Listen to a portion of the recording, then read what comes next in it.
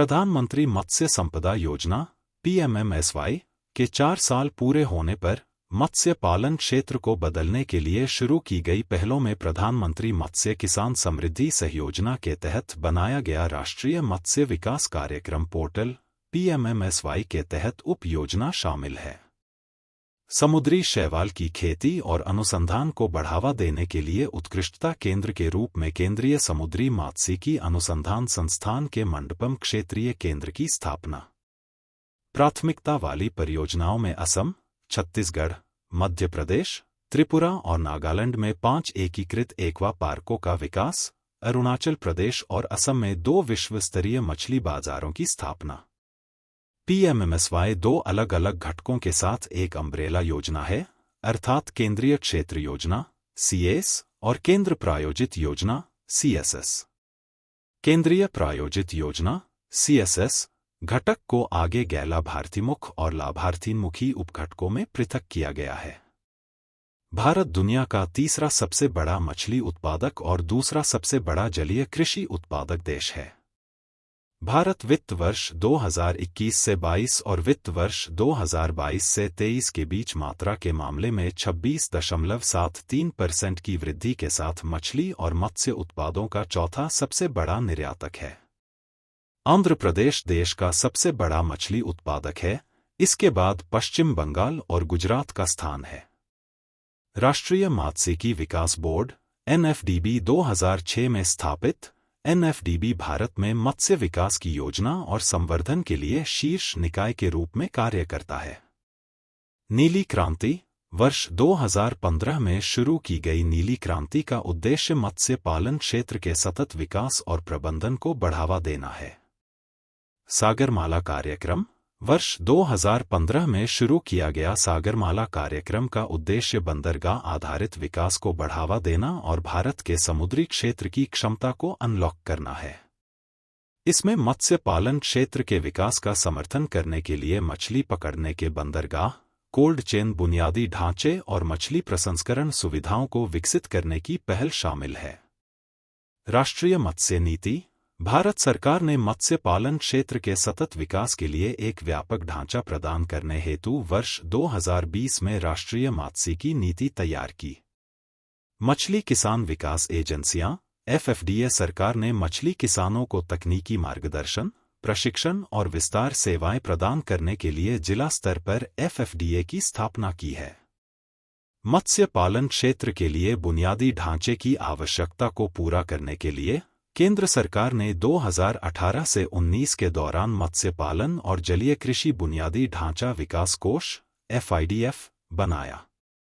तटीय जल कृषि प्राधिकरण (सीएसीए) सतत विकास और पर्यावरण संरक्षण सुनिश्चित करने के लिए तटीय जलीय कृषि गतिविधियों को नियंत्रित और बढ़ावा देता है।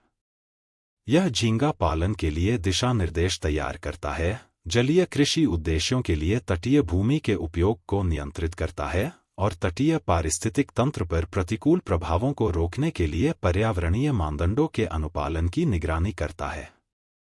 विश्व स्वास्थ्य संगठन (WHO) विनिर्माण प्रक्रियाओं से एंटीबायोटिक प्रदूषण से निपटने के लिए अपना पहला मार्गदर्शन जारी करता है।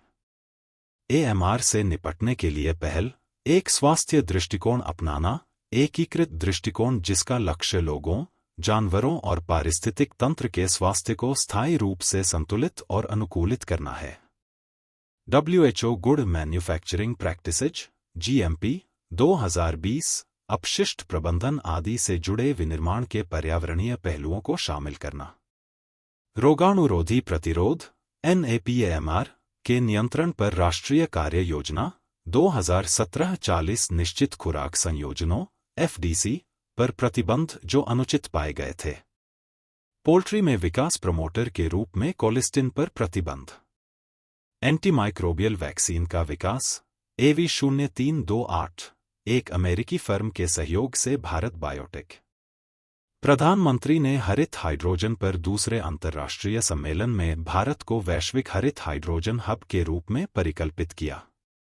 ग्रीन हाइड्रोजन के बारे में यह इलेक्ट्रोलिसिस के माध्यम से उत्पादित हाइड्रोजन को संदर्भित करता है, जो सौर, पवन, हाइड्रो आदि जैसे नवीकरणीय स्रोतों से उत्पन्न बिजली का उपयोग करके पानी के अणुओं H2O को हाइड्रोजन और ऑक्सीजन में विभाजित करता है।